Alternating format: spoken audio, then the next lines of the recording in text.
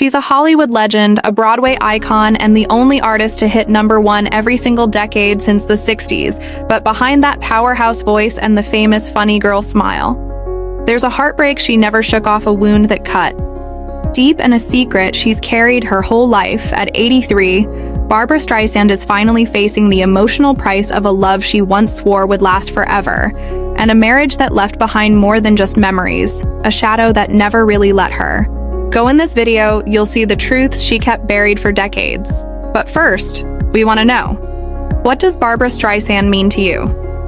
On a scale of 0 to 10, how do you rate her as an artist who lived, loved, and gave absolutely everything she had?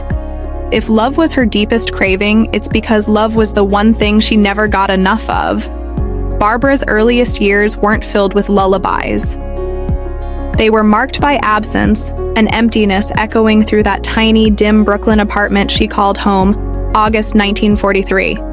She was just 15 months old when her father, Emmanuel, suddenly collapsed and died after a medical mistake an injection meant to stop a seizure ended up shutting down his breathing. It was sudden, brutal, final. Barbra never heard his voice, never felt his arms around her, never even saw a picture of him.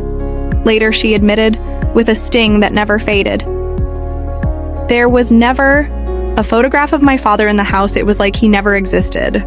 All that was left, a bundle of his books tied with string stuffed in some basement corner, like even his memory wasn't allowed to survive."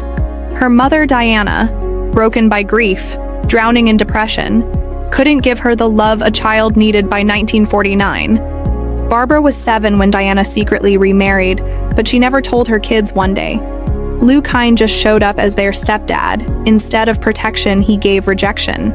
Cold, dismissive, impossible to please.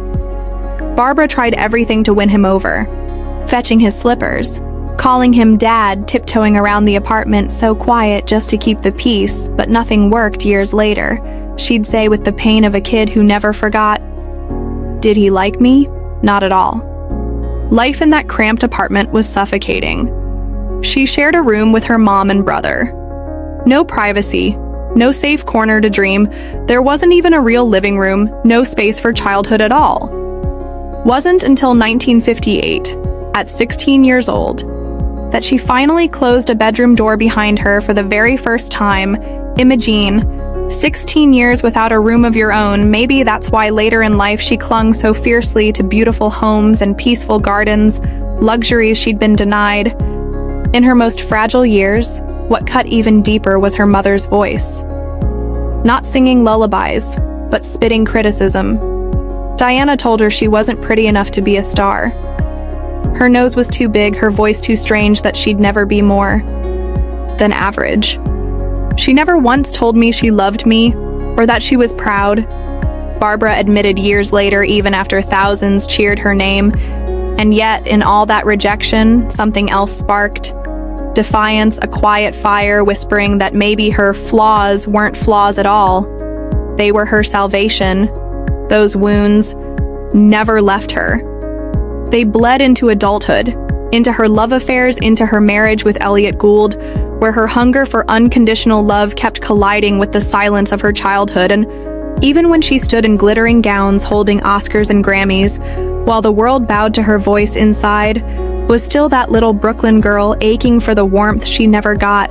If Barbra Streisand craved love so desperately, it's because her whole life taught her how to survive without it.